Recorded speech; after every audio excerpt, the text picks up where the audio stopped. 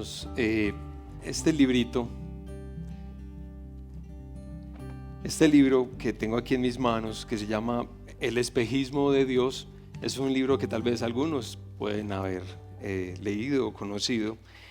Es un libro escrito por Richard Dawkins y este libro es un libro que se escribe, digamos, para fortalecer el ateísmo o la sospecha, la suspicacia sobre Dios, que acreciente, que aumente. Y este autor, pues, para quienes de pronto han leído el libro, se han dado cuenta que pues, es un hombre muy inteligente, es bastante capaz en muchos sentidos. Este hombre es un hombre muy conocido en el mundo porque milita fuertemente en el ateísmo y de manera casi hasta hostil, esa forma de ateísmo. Bueno, en este libro hay cosas que son muy interesantes, entre ellas un capítulo que está tratando de hacer un repaso de la historia bíblica, casi como lo que nosotros hemos venido haciendo acá estos últimos meses, este año, cuando estamos examinando la historia de Dios y poder entender esa historia y reinterpretar nuestra historia. Eso es lo que hace Dawkins en uno de sus capítulos, y él pues empieza a pensar acerca del diluvio. Arranca por el diluvio, él no arranca con Adán y Eva ni en la creación, arranca por el diluvio y todo lo que acontece allí, y hace el análisis de ese evento y básicamente nos tira una idea para producir en nosotros nuevamente desconfianza, veneno acerca del Señor. Y después va hasta la historia de Sodoma y Gomorra, y bueno, habla aquí acerca de la homofobia que caracteriza al Dios de la Biblia, y hace anotaciones interesantes, por ejemplo, como esta que voy a leerles a continuación, justamente en el episodio de Sodoma y Gomorra, cuando ya ha caído el juicio sobre esas dos ciudades.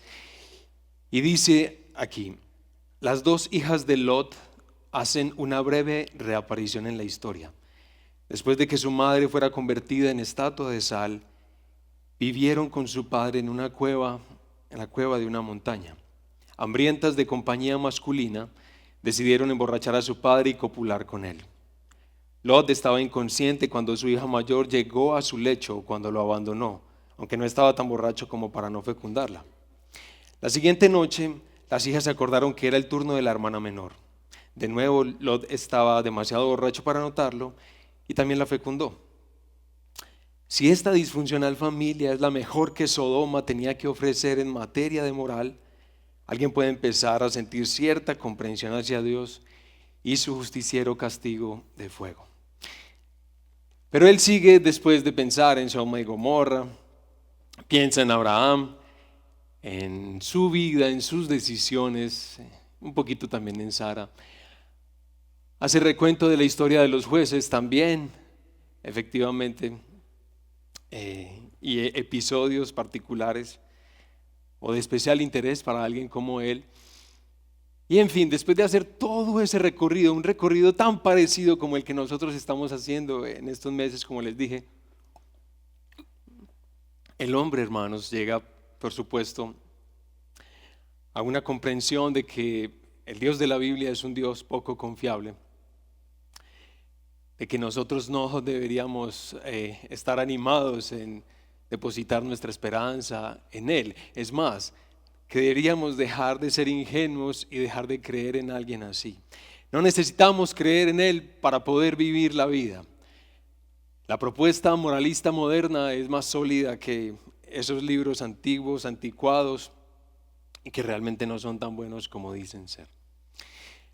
Richard Dawkins, como todos nosotros, está usando su historia, su vida y lo que él puede ver de la historia del mundo para entender quién es Dios, para elaborar un concepto personal de su carácter, de su voluntad, de sus actos. Y pues parece que no es muy favorable lo que él ha encontrado. Sin embargo, espero que para nosotros, al igual que para el profeta Miqueas, la comprensión de la historia, como Él la pudo atestiguar y como Él pudo comprender a ese Dios en medio de esa historia humana, lo llevó a una conclusión completamente diferente a la de Dawkins, muy, muy, muy distinta. Y es casi la comprensión que yo anhelo que tengamos todos nosotros aquí en el Redil Estadio, hermanos. ¿Qué Dios hay como nuestro Dios? ¿Quién es como Él? ¿Cuáles son sus obras? ¿Por qué no abren por favor el libro de Miqueas? Vayan a Miqueas, hermanos, y escuchemos la respuesta de este hombre a su reflexión en la historia de Dios y a su conclusión de quién es Él. Miqueas capítulo 7, al final de la profecía de Miqueas.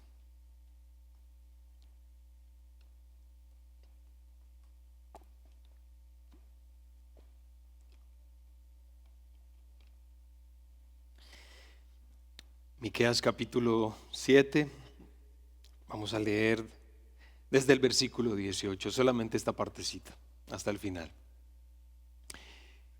Y leemos la palabra del Señor en el nombre del Padre y del Hijo y del Espíritu Santo.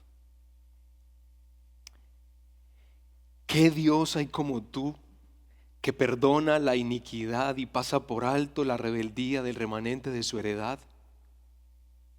No persistirá en su ira para siempre, porque se complace en la misericordia. Volverá a compadecerse de nosotros, eliminará nuestras iniquidades. Sí, arrojarás a las profundidades del mar todos nuestros pecados. Otorgarás a Jacob la verdad y a Abraham la misericordia, las cuales juraste a nuestros padres desde los días de antaño. Amén. Bueno, oremos al Señor en este momento. Todos los que necesitamos de Él, todos los que reconocemos nuestra absoluta pobreza delante de Él, acudimos a Él hoy y pedimos en oración que nos ayude, que nos bendiga, que nos ayude a entender más quién es Él.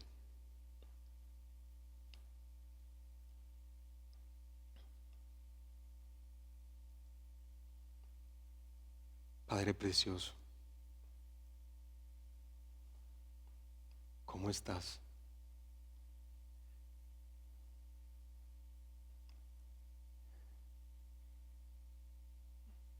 Qué difícil es preguntarte eso a ti, Señor.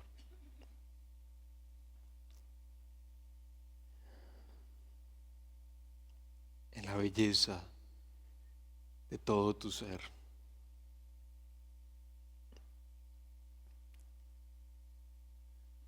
Pero necesitamos que sepas, Señor, de parte de todos nosotros en este momento,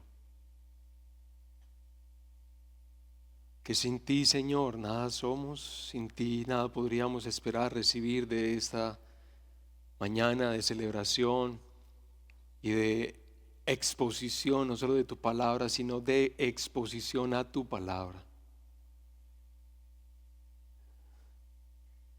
Si tú no soplas, Señor, la vela, este corazoncito, Señor, no podría llegar a ningún lugar.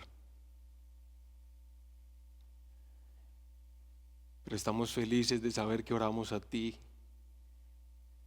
que no eres como lo que leemos en algunos libros, las respuestas de algunos hombres que aseguran conocer precisamente tu carácter.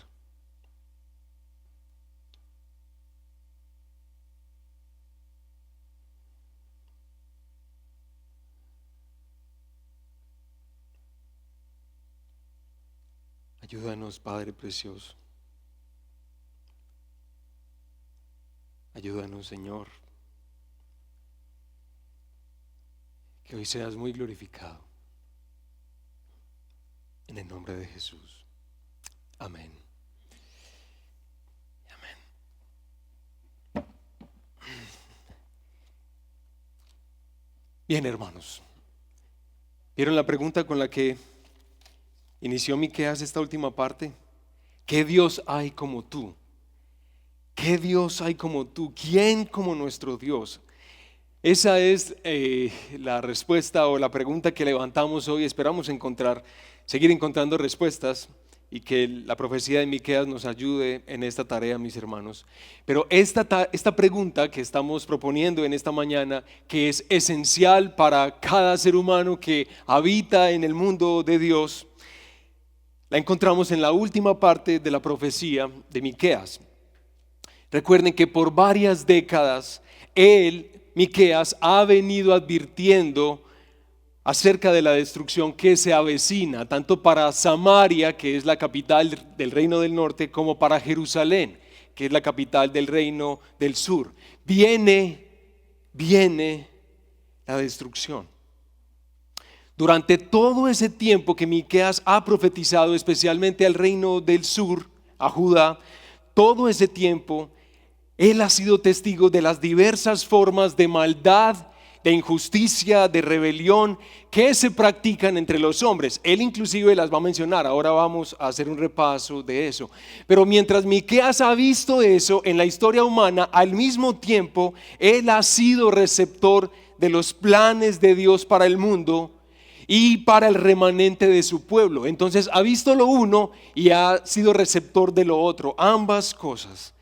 Entonces cuando Miqueas medita en lo uno y medita en lo otro, eleva sus ojos al cielo para preguntar: ¿qué Dios hay como tú, Señor? Esta pregunta que levanta Miqueas aquí al final en este poema no solo es una pregunta que uno se encuentra como por la fuerza simplemente. No es así, no es para Miqueas así. Esta pregunta es más bien la pregunta de la vida de Miqueas, y que literalmente lo acompaña cada vez que se hace mención de su nombre. Cada vez que se hace mención de su nombre, Miqueas está escuchando la pregunta: ¿quién como el Señor? Eso es lo que significa su nombre. ¿Quién como el Señor? ¿Quién como el Señor? ¿Quién como Él? Y yo he orado y oro, hermanos, para que nuestra respuesta a esta misma pregunta nos llene de admiración por el Señor, nos llene de deseo de volver a Él, de confiar en su Hijo Jesucristo. Por eso es que quiero invitarles a examinar la indignante situación del pueblo y los misericordiosos planes de Dios también para su pueblo. Ambas cosas, cómo nos las presenta la profecía de Miqueas, a ver si esto nos ayuda a responder la pregunta que él mismo se ha levantado y que él mismo ya ha respondido. Entonces vamos a examinar dos momentos de la profecía de Miqueas. Ustedes que leyeron durante toda esta semana este libro se dieron cuenta que Miqueas se mueve entre justamente lo uno, entre esos juicios, entre esas advertencias que el Señor manda a su pueblo, pero también en esas inmensas promesas de restauración y de gracia. Entonces así nos vamos a mover. Primero vamos a tratar de reflexionar en un mundo que llena de indignación. Después vamos a pensar en un Dios lleno de misericordia. Vamos entonces a esa primera parte del profeta Miqueas, un mundo que llena de indignación. El profeta Miqueas es uno que suma su voz a la de sus otros tres profetas, tres contemporáneos, amigos, compañeros de oficio, que aparecen también en su contexto, en su época. Hablamos de Isaías, hablamos de Amós, hablamos de Oseas. Ya esos tres profetas han sido predicados en las semanas pasadas. Y Miqueas ve como los otros también vieron la triste realidad que se había apoderado de Israel y de Judá. Y el profeta Miqueas necesita hacerse oír. Y en tres ocasiones en este libro él dirá justamente eso: oigan, escuchen. Y cuando Él hace eso, Él no está simplemente llamando o invitando a una conferencia o a una tertulia en la que Él quiere que lo escuchen. No, más bien estas palabras son las de alguien que está lleno de urgencia, de indignación y de dolor, porque ustedes vieron al profeta Miqueas lleno de dolor por lo que él contempla en la vida de su pueblo. Pero entonces, ¿qué es lo que Miqueas ha visto pues en la vida de la nación? ¿Qué es eso? Y yo quiero dividir este primer punto como en dos subpuntos, hermanos, que creo que no son solo aquello que el profeta Miqueas denuncia, pero creo que en gran parte estos son los dos primeros o los dos principales focos de atención de Miqueas. ¿Qué es lo que Miqueas ve en el pueblo que llena de indignación? Lo primero que vamos a pensar es en el uso corrupto del poder político. Y ustedes van a notar en varias ocasiones que se hace mención de los gobernantes y jefes del pueblo. Por favor, abran Miqueas capítulo 2, porque vamos a leer a Miqueas, por lo menos un poco. Miqueas capítulo 2, versículo 1 y 2, escucha algo de lo que está sucediendo en el pueblo. Ay de los que planean la iniquidad, los que traman el mal en sus camas, al clarear la mañana lo ejecutan porque está en el poder de sus manos. Codician campos y se apoderan de ellos, codician casas y las toman, roban al dueño y a su casa, al hombre y a su heredad. Bueno, en este texto a nosotros se nos informa de una experiencia, de una práctica bastante familiar para nosotros los colombianos. ¿De qué está hablando Miqueas? Del despojo de la tierra por medios violentos e ilegales. Así que nos resulta familiar. A ver si esta situación imaginaria, hipotética, les resulta en verdad familiar. A ver, una persona acaba de notar la belleza y el potencial de un lote de tierra enorme. Antes no lo había visto, no lo había considerado, pero por fin se dio cuenta de que existía. Esta persona empieza a imaginar todas las posibilidades que podrían darse en ese inmenso lote. ¡Wow! ¡Qué maravilla! Aún ha estado desvelado por lo que ha estado imaginando y maquinando. Pero bueno, la realidad es que esa propiedad no es suya. Resulta que esta persona ha sido revestida de un poder especial para administrar los asuntos de la ciudad o de el pueblo. Esta persona empieza a ver su posición como una ventaja que realmente debería tener sobre los demás para hacer las cosas que quiere hacer. Pues ¿por qué no? Se pregunta, ¿por qué no? Yo he trabajado tan duro para estar aquí. Así que empieza a darse las licencias necesarias en su corazón y se organiza un plan junto con otros. Y se da inicio a toda una serie de manipulaciones, sobornos, intimidaciones. Ese lugar, ese lote, ese pedazo de tierra puede producir tanta riqueza que hay plata para comprar a todos los que pudieran entorpecer el despojo y aún hasta para pagarle a los que saben quitar de raíz el problema, o más bien los que saben quitar de raíz la vida del otro. La realidad es que no tiene ninguna importancia si se ha destruido a una viuda, si se ha destruido a un menor de edad que no tiene padres. No importa si una familia entera ha quedado en total desprotección y vulnerabilidad, eso no importa. No importa que corra sangre. Lo importante es que las escrituras ya están en nombre del personaje ficticio. Cuando leemos estas palabras del profeta Miqueas, nosotros nos preguntamos que hemos venido haciendo lectura de toda la escritura del Antiguo Testamento, del pacto que Dios celebra con Israel. nos hacemos la pregunta, ¿acaso a estas personas ya no les importa que Dios mismo fue quien les dio la tierra para que cada familia tuviera su heredad y que esa tierra no podía ser vendida perpetuamente y mucho menos robada? A esta gente no le importa ya la forma en la que Dios los hizo pueblo y les dio esa tierra. Pues bueno, esto es lo que hace la nación que contempla Miqueas. Esto es lo que hace la nación que observa el Señor. Miren, hermanos, el uso del poder, no para servir a los demás, sino para servirse de los demás, es tan vil para el Señor, tan vil, que se expresa como la actividad de un antropófago o de un caníbal. Así es como se expresa. Quien despoja del otro de su piel, de su músculo, de su hueso. ¿Ustedes lo leyeron? No, capítulo 3, miren ahí. Capítulo 3, versículo 1 y versículo 2 y 3 dice: oigan ahora, jefes de Jacob y gobernantes de la casa de Israel, ¿no corresponde a ustedes conocer la justicia? Ustedes que aborrecen lo bueno y aman lo malo, que le arrancan al pueblo la piel de encima y la carne de sobre sus huesos. Ustedes que comen la carne de mi pueblo, les quitan la piel, quiebran sus huesos y los hacen pedazos como para la olla, como carne dentro de la caldera. Y sigue el Señor diciendo otras cosas. Y casi el sentimiento con el que queremos conectarnos, hermanos, es: ¿algo de esto a ti te produce indignación?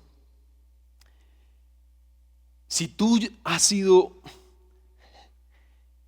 quien ha padecido el abuso del poder de alguien y tú conoces una seria afectación a causa de justamente la corrupción del poder y del poder político en este caso, tú sabes fácilmente que es estar indignado. Pero los demás hermanos, ¿nos produce algo de indignación ver noticias de este tipo?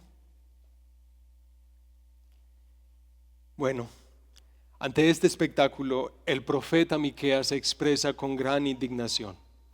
Y el profeta Miqueas señala que la indignación del Señor es aún mayor que la de él. Dijimos que el profeta Miqueas, dentro de muchas cosas, especialmente va a hablar del uso corrupto del poder político, pero también va a centrarse en algo más, en el uso corrupto del poder religioso. Y ay, hermanos, qué tristeza esto. Miren, lo anterior, lo que yo acabo de decir, es muy triste y realmente nos produce indignación. Pero que los líderes espirituales del pueblo se corrompan es un asunto de mucha mayor aflicción y de mucha mayor vileza. Que eso sea lo que suceda. Miren por favor, versículo 5 del capítulo 3, solamente ese versículo. Así dice el Señor acerca de los profetas que hacen errar a mi pueblo, los cuales cuando tienen algo que morder proclaman ¿qué? Paz, pero contra aquel que no les pone nada en la boca declaran ¿qué?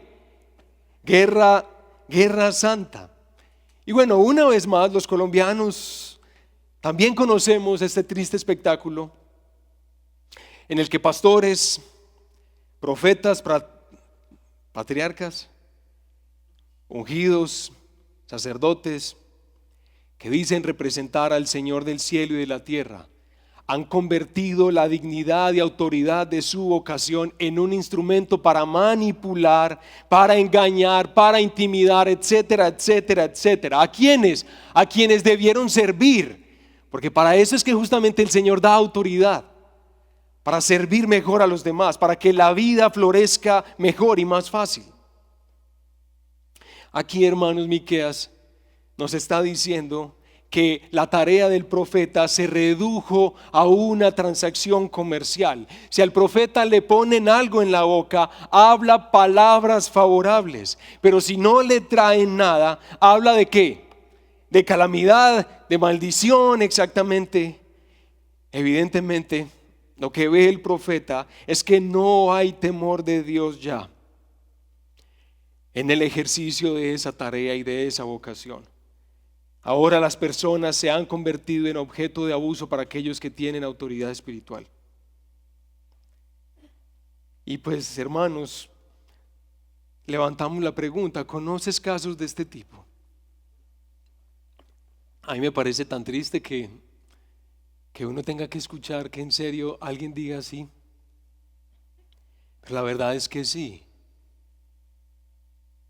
Y la verdad es que nosotros somos conscientes de que quienes visitan el Redil Estadio, y aún quienes visitan muchas de nuestras iglesias aquí en la ciudad de Medellín, son justamente personas que llegan profundamente heridas y prejuiciadas y aún llenas de temor por el abuso que han experimentado en otros lugares. En mis 43 años de vida, hermanos, yo he conocido, por ejemplo, el caso de delincuentes, personas que realmente se dedicaban a delinquir y que no sé exactamente cómo eso llegó a ocurrir, pero descubrieron que montar una iglesia cristiana podía convertirse en la nueva fuente de ingresos sin necesariamente quebrantar la ley colombiana, pues no ir a la cárcel. Así que aprendieron la jerga que uno puede ver en los predicadores que aparecen en televisión y ahora en redes sociales y todo lo demás. Aprenden la jerga, leen la Biblia, pues, y montan su chuzo, montan su negocio. Yo conocí personas así. También he conocido de pastores que han fabricado una superestructura de temor y esclavitud en su grey, al punto de que esa grey solo abandona la iglesia con la sensación de que en cualquier momento les cae la maldición. Y yo he visto el miedo de esas personas en sus ojos. Mientras hablan conmigo, mientras uno está tratando de explicarles un poco el evangelio, y esas personas tienen terror de sus hijos, de su trabajo, de su matrimonio. Qué pesar. Les voy a contar un caso, hermanos.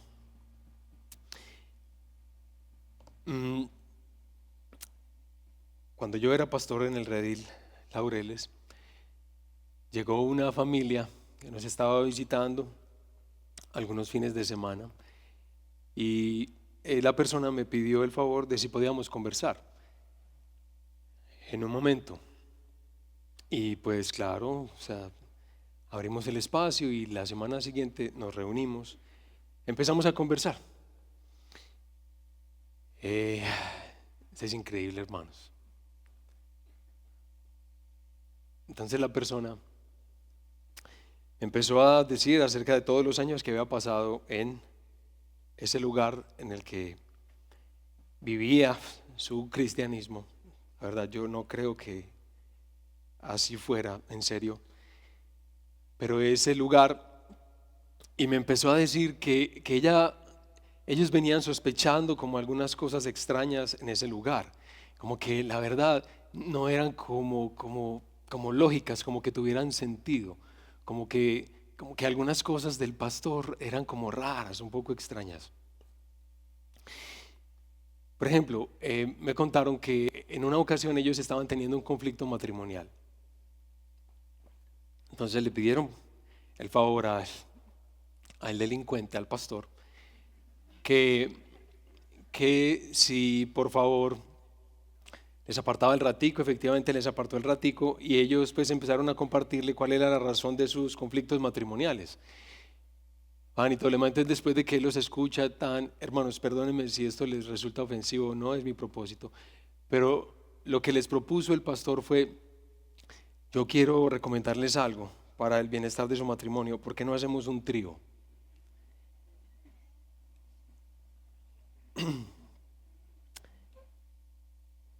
Cuando esta persona o esta pareja seguramente hizo muecas o yo no sé qué harían. Entonces este delincuente percibió el rostro de ellos y entonces le dijo: no, olvídense lo que les acabo de decir, eso no, pero hagan una cosa, cuando tengan relaciones sexuales grábense y tráiganme el video. ¿Sería que completó la frase diciendo que él ungía el video o qué?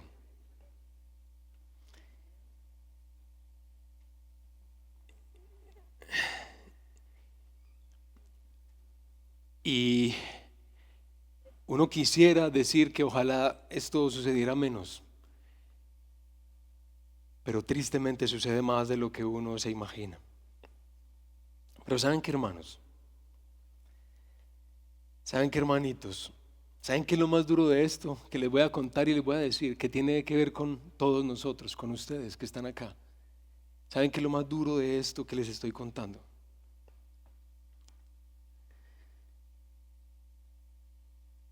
Que esta familia decide volver donde este engañador.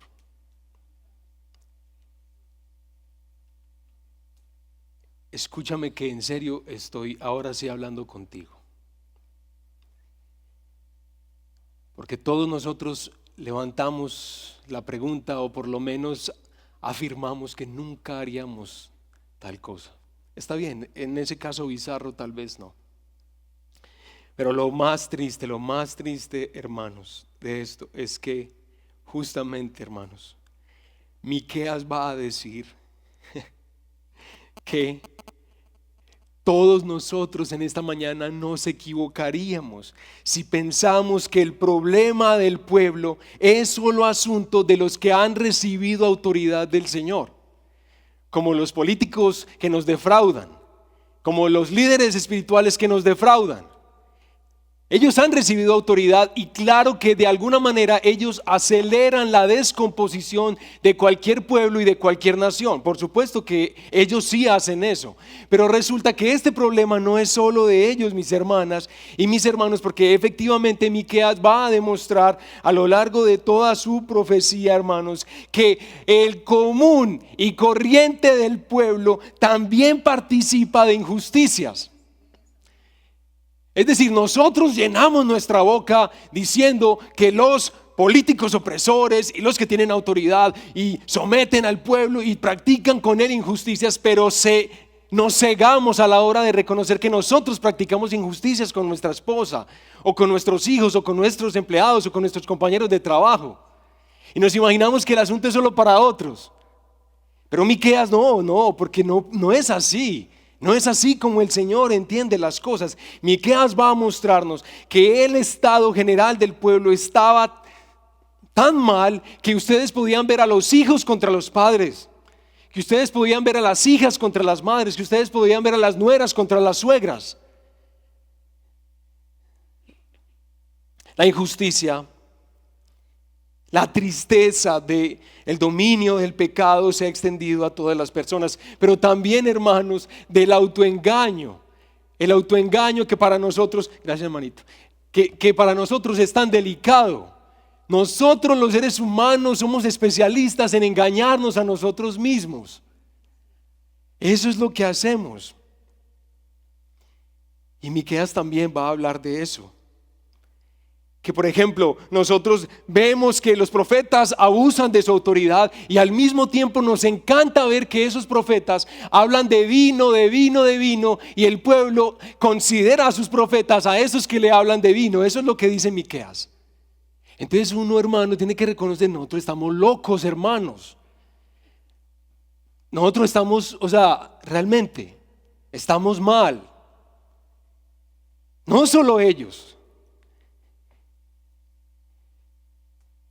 Uy, hermanos, yo no sé, pero ¿a ustedes los llena de indignación estos males o no? Estos males que sufre el mundo, que sufre nuestra ciudad, que sufre nuestro país. A nosotros nos llena de indignación esta proliferación y propagación del mal. Ay, hermanos, yo creo que a nosotros nos llena de irritación y de dolor. Y al profeta Miqueas igual. ¿Ustedes se imaginan que para el Señor sería indiferente? Él sería indiferente a los males que soporta su bella creación. Oh,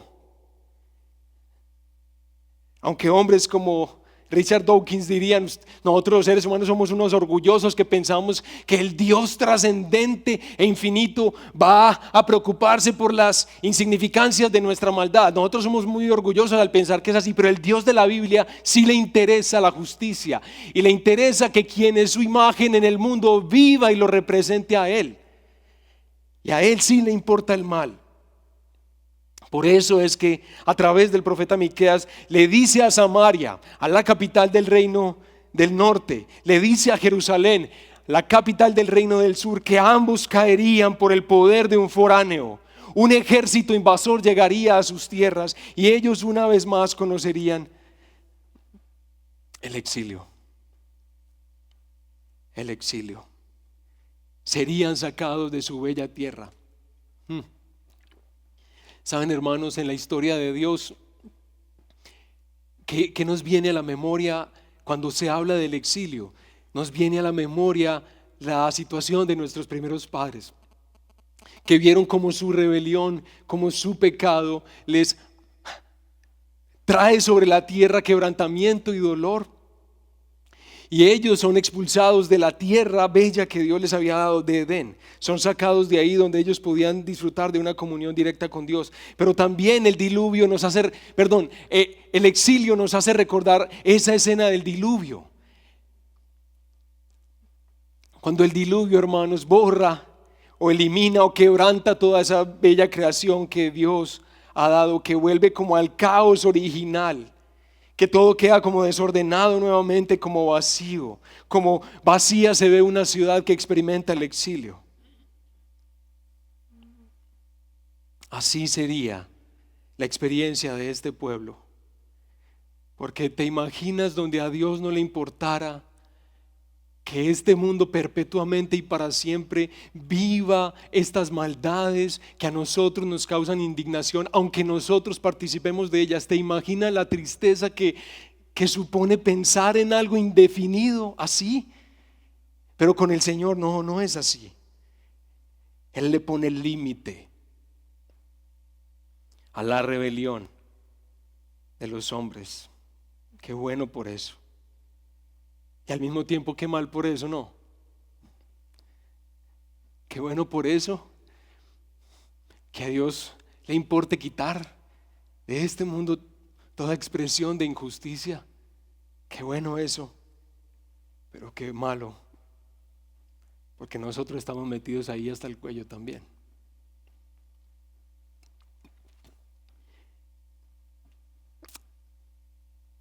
Hermanos, esta semana que ustedes han leído el libro de Miqueas han notado que a las palabras de advertencia y de juicio siempre le siguieron palabras de esperanza y de promesa. Siempre. Y recuerden que estamos haciendo un examen de esa doble dinámica que el profeta contempló en su vida y en su tarea.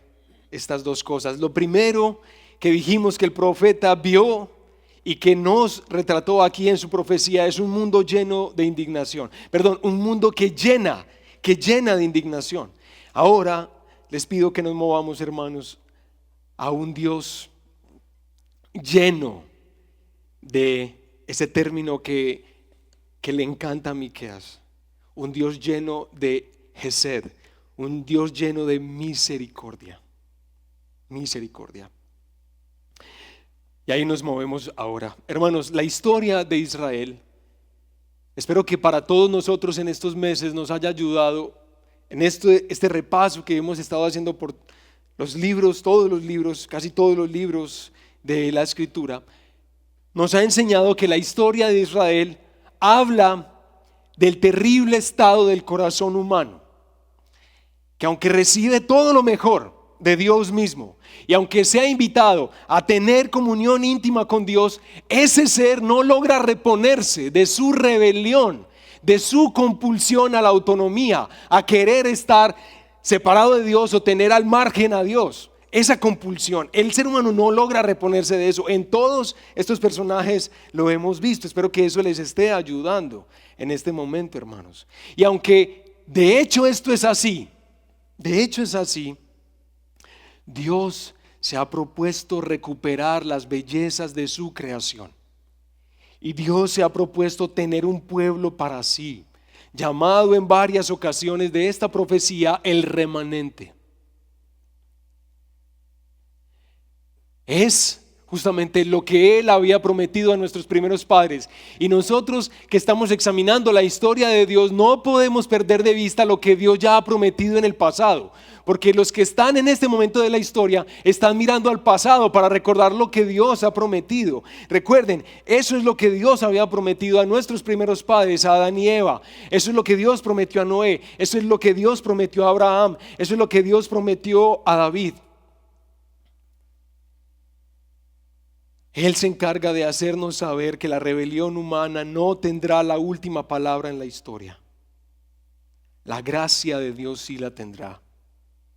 Sí tendrá esa última palabra. Así que rápidamente, hermanos, rápidamente les invito a examinar estas, especialmente 3 palabras de promesa, de esperanza para este pueblo que evidentemente no merece nada. Capítulo 2, versículo 12 al 13 de Miqueas. Miren pues que a cada palabra de advertencia y de juicio le sigue una palabra de compasión. Capítulo 2, versículos 12 y 13. Y dice: ciertamente los reuniré a todos, oh Jacob. Ciertamente recogeré al remanente de Israel.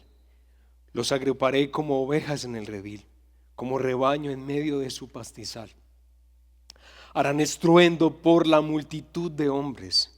El que abre brecha subirá delante de ellos. Abrirán brecha, pasarán la puerta y saldrán por ella. Su rey pasará delante de ellos y el Señor a su cabeza.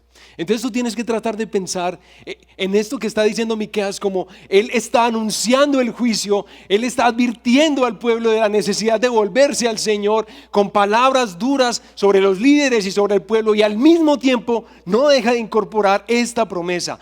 Aquí en el capítulo 2, versículos 12 y 13, el Señor de entrada asegura que aunque el exilio dejará a las personas de su pueblo dispersas a lo largo de miles de kilómetros, y tienes que imaginarte que el exilio en un sentido es eso, es la dispersión del pueblo de Dios, y aunque eso ocurra, y aunque su distancia sea de miles de kilómetros, Él mismo recogería un remanente, y así como un pastor lo hace con su rebaño, los agruparía en su propio pastizal. Eso es lo que les dice de entrada, en medio de todo lo que está diciendo Miqueas. Ahora, tal vez no te estás preguntando eso, pero yo quisiera invitarte a preguntar: ¿por qué? ¿Pero por qué? ¿Acaso el Señor no debería entregar a los hombres y dejarlos en el pago por su maldad? Dejarlos ahí y no tomar iniciativas de ningún tipo. ¿Por qué el Señor hace esto? Pero después se mueve a otra profecía en el capítulo 4, versículo 1 al 5. Vayan allá, hermanos. 4. Y miren esta belleza.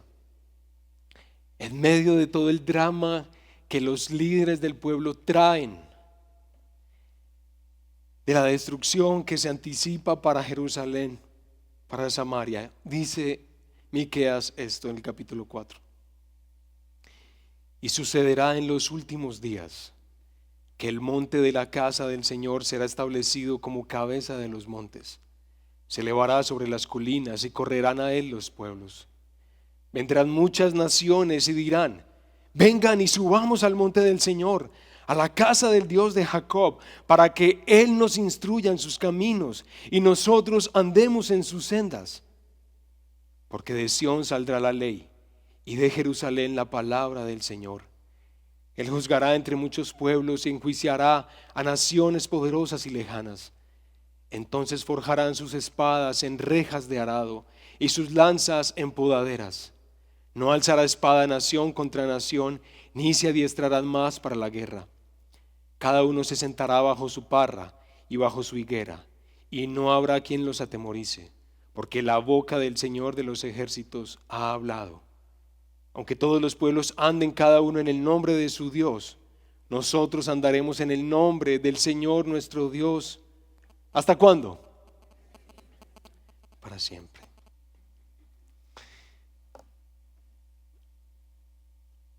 Nuevamente incorpora el profeta Miqueas algo que él recibe de Dios para el futuro. Miren, hermanos, en contraste, y ustedes pueden leer los versículos anteriores al capítulo 4, en contraste con la ruina que caerá sobre Jerusalén y sobre su templo, aquí se nos presenta una visión del reino de Dios a manera de ciudad, la Jerusalén celestial, en la que la supremacía de Dios no tendría rival y en la cual confluyen la llegada de muchas diferentes naciones. Ellos están allí reunidos en torno a esa preciosa ciudad, están allí reunidos para escuchar al Señor, por fin, para entender la vida según su diseño y su instrucción. Todas las naciones están allí delante de Él para desear, anhelar y recibir de Dios su palabra. Todas ellas están de acuerdo en adorar al Señor, en amarlo a Él. Ahora estas naciones no existirán para devorarse las unas a las otras como lo vemos ahorita, estos días. Más bien el Señor las curará y las transformará. Cambiará toda su capacidad bélica en tecnología para el desarrollo de la creación. Eso es lo que está diciendo Miqueas, que ha visto del Señor, que ese es el futuro del pueblo. Hermanos, después de que esta visión de Miqueas termina, él tiene que levantar su voz. Casi es como si le cogiera esa, no sé, hermanos. Él ve eso del Señor y él levanta su voz para que todos los que pensaran que el exilio sería el fin del pueblo de Dios entendieran que no iba a ser así. Más bien, si Asiria o Babilonia se alegraban en la caída de Israel y Judá, ellos tenían que saber que Dios no había terminado con ellos. Su remanente permanecerá, y aún a través de ese remanente Él traería juicio sobre la maldad de todas las naciones. Por eso es que ya no nos sorprende pensar en lo que el apóstol Pablo dice allá en la epístola de Corintios, cuando dice que la iglesia va a ser quien juzgue a todos los hombres, a todas las naciones y aún a los ángeles mismos. Este remanente. Y nosotros, hermanos, sí debemos hacer la pregunta: ¿por qué Dios haría esto? ¿Por qué? ¿Por qué no más bien dejarnos nuevamente a nuestro deseo, a nuestra voluntad, a eso en lo que nos complacemos? ¿Por qué no dejarnos ahí, hermanos? Bueno, finalmente, miren capítulo 5, versículo 1 al 4, hermanos.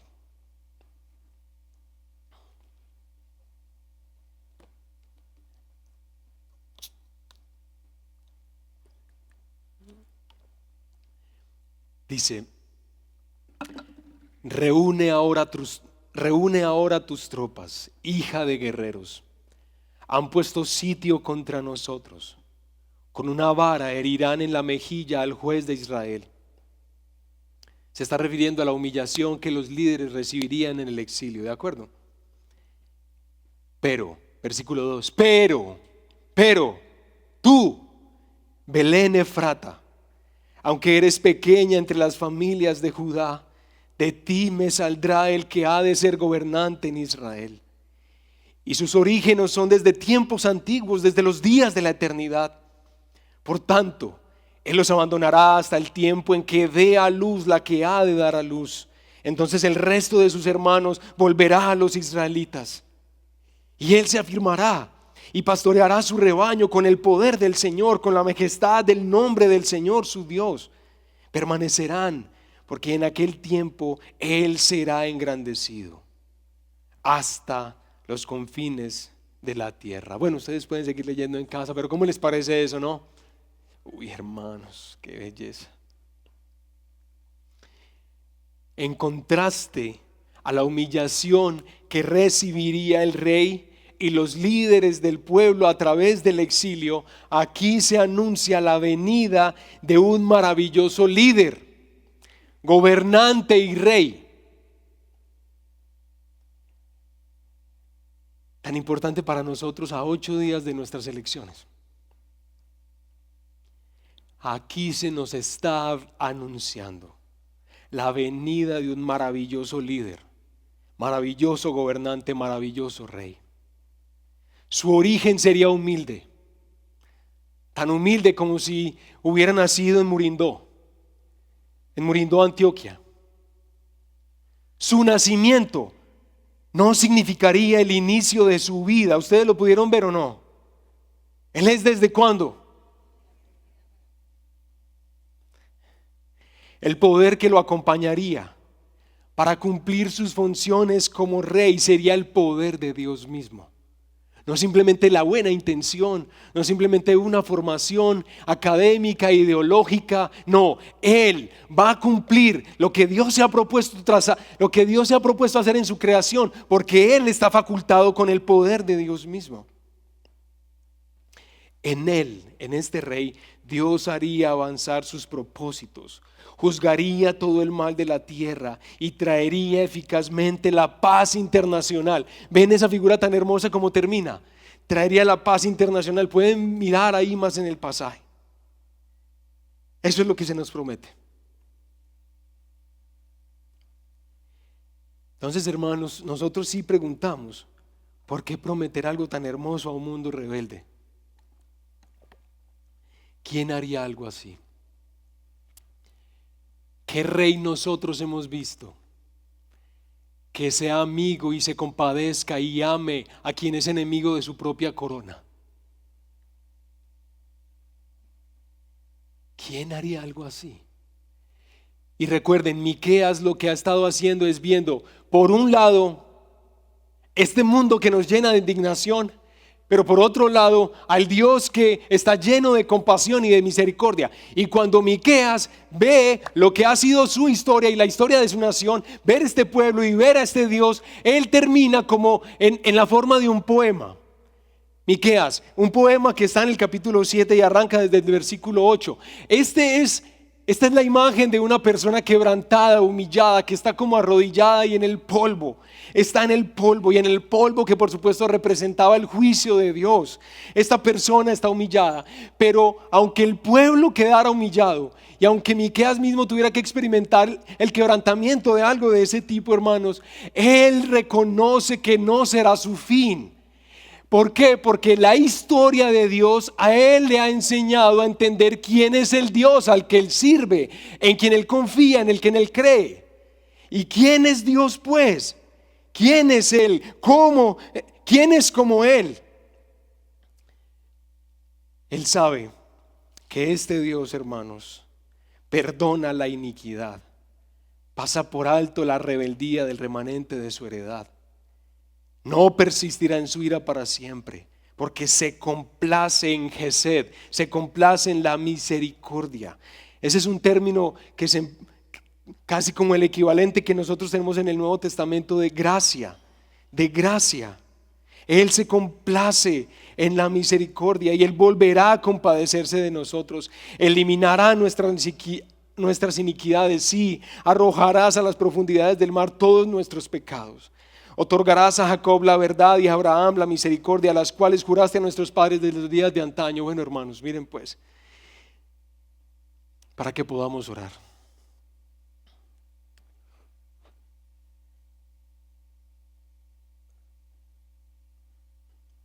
Cuando uno lee Miqueas y cuando lee otros profetas del Antiguo Testamento y cuando lee en general la Biblia, uno que le gusta jugar a la religión, uno dice, ¿cómo voy yo acá?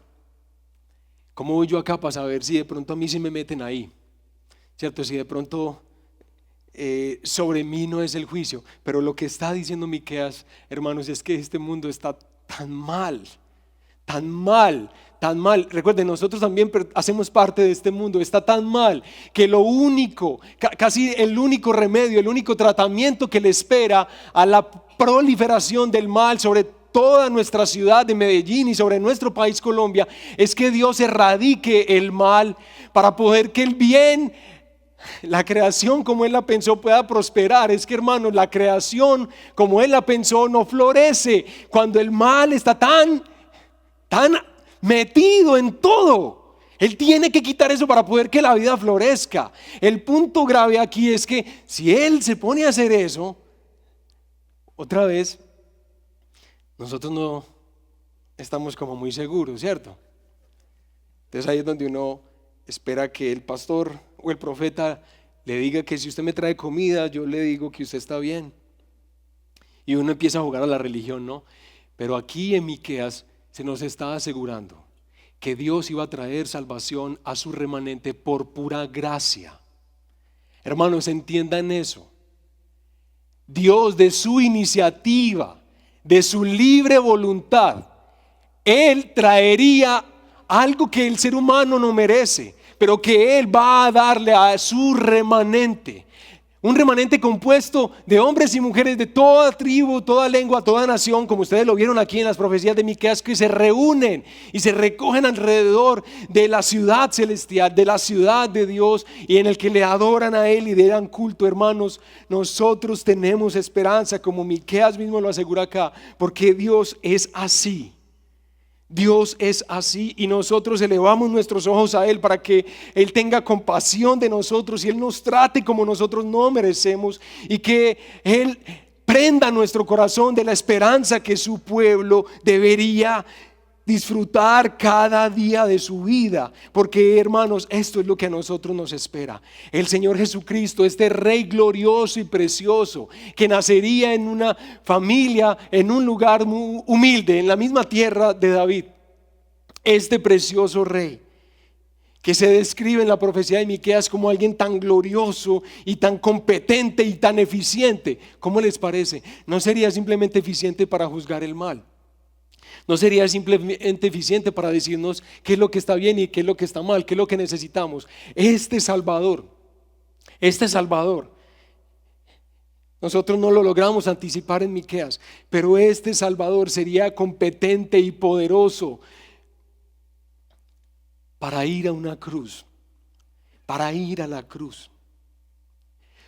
No solo para juzgar, no solo para saber qué está bien y qué está mal. Este Salvador iba a ser competente para ir a la cruz y para pagar el precio del rescate del remanente que Dios sí sigue llamando de todas partes de la tierra.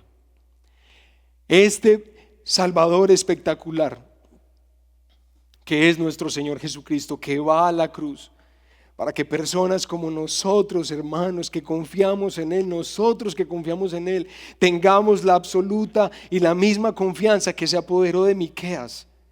Miqueas sí llegó a una buena conclusión de quién es Dios, de cómo es su carácter, de quién puede ser comparado con Él. Nadie, hermanos. Dios es espectacular, Él es único, es singular, y nosotros somos invitados a confiar en Él, a responder apropiadamente esa pregunta. Yo sé que hay personas aquí que pueden estar luchando, porque yo sé que es ser rebelde, yo sé que es resistirse a la gracia de Dios, pero vuelve a insistirse que esta respuesta, que nuestra respuesta a la pregunta ¿qué Dios hay como tú?, sea la respuesta que la historia misma nos permite ver. Que la historia que Dios nos ha contado en las páginas de las Escrituras nos ayudan a responder. El trato de Dios con su pueblo nos ayude a responder, y que corramos a Él y que confiemos en Él y que le amemos a Él. Hermano, yo espero que nadie acá se imagine, como lo decía ahorita Moisés, que nadie aquí piense que ha sido tan malo como para que Dios no pueda perdonarle. La maldad que tú tienes no es mayor a la justicia de este Rey que fue a la cruz. Es más, su justicia opaca, sofoca, extingue nuestra injusticia y nuestra maldad. ¿La de quiénes? La de quienes confían en lo que Él ha hecho, descansan en lo que Él ha hecho, porque Él es el Salvador de todo su pueblo. de todos nosotros. Hermanos, que todos nosotros por la gracia de Dios podamos responder bien esta pregunta, ¿Quién? ¿Quién es como nuestro Dios? Que veamos sus obras, hermanos, y nos llenen de amor por Él, de deseos de arrepentirnos, de suplicar delante de Él y de humillarnos para que Él vuelva a darnos vida o nos dé vida eterna.